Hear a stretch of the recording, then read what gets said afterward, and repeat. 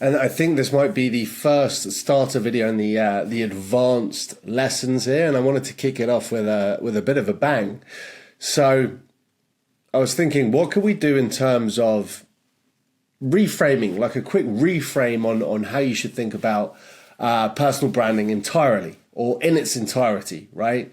So a mind-blowing lesson, I would almost say, because if you think about this in the right word, it might be a little bit of an epiphany, right? But your personal brand is not about you. Your personal brand is not about you. It's about how others experience themselves through you, right? I'll say that again. Your personal brand is not about you. It's about how others experience themselves through you, right? So think about that. People care about how you make them feel. It's not just about, your brand is not just about your skills, your accolades, your content. It's the emotion, it's the inspiration, it's the transformation that you bring out of others and you bring to others, right? So people won't necessarily remember your resume. However, they will remember how you make them feel about themselves, right? So it's the little shift I'm talking about here is it's shift from performance. Oh, look at me, look at what I'm doing, and oh, this is so cool, and blah, blah, blah. Shift from that mindset, if you're in it, to connection. Shift from performance to connection. So instead of, again, like kind of obsessing over looking impressive, looking cool, all about yourself, you want to focus on becoming relatable and truly resonate with your audience, right?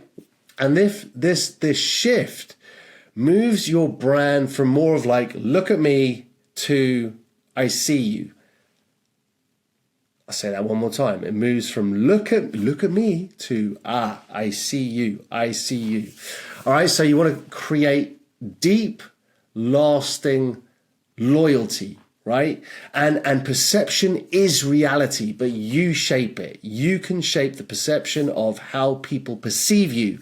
People will, whether you like it or not, well, hopefully you like it because you're in the business of creating a brand, whether it's your face, a faceless brand, of your business, whatever it might be, but you're creating that brand. And people, whether you like it or not, will create a story about you. So your personal brand is the active choice to influence that narrative, right? So the magic happens when the narrative aligns with both your values and the needs of your audience. Right? It's not just all about your values. I'm always talking about who is your target audience?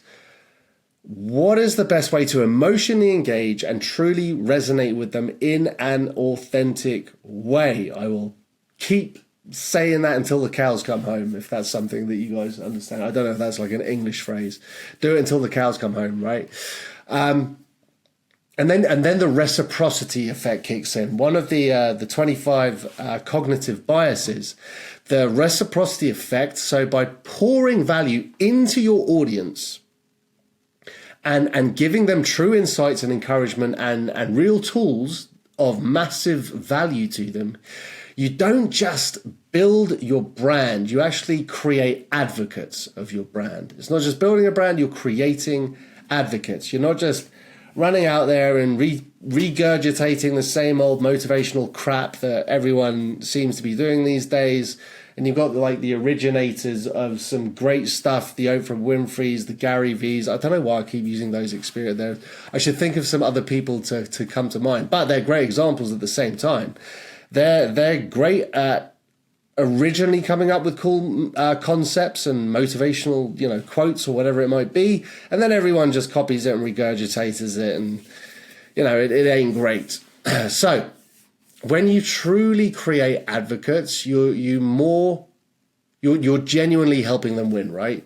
And the stronger their belief in your value becomes, the more you do it, the more consistent, the more authentic you are. So it's like you want to be the mirror and the guide, right? So when someone interacts with your content, they should see their better self reflected in it, right? So whether it's just more clarity, empowerment, aspirational, your brand wants to become the trusted guide.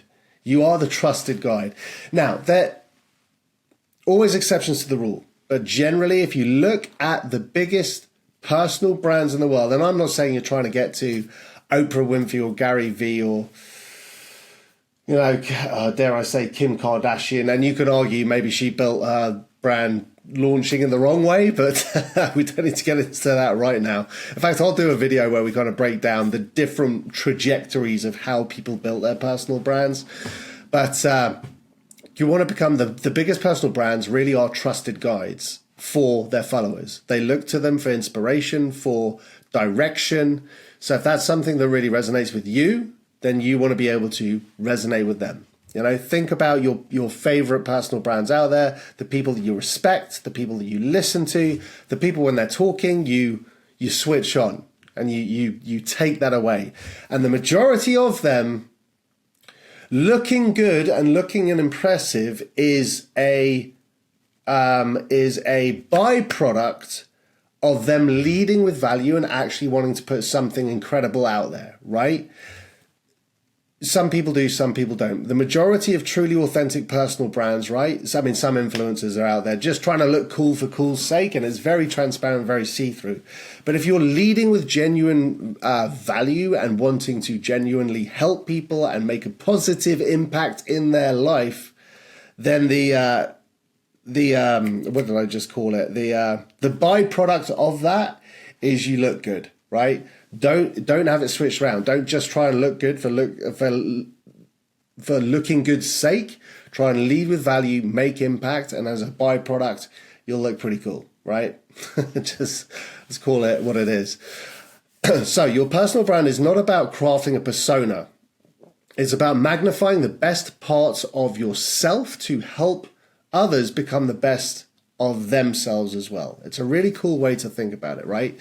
So when you do that, your brand kind of transcends competition, it transcends niches and fleeting trends because you're leading with that true, authentic, unique value propositions, your true voice, and people resonate and they look at you and like, all right, this person is the real deal, and that's a good way to become unforgettable.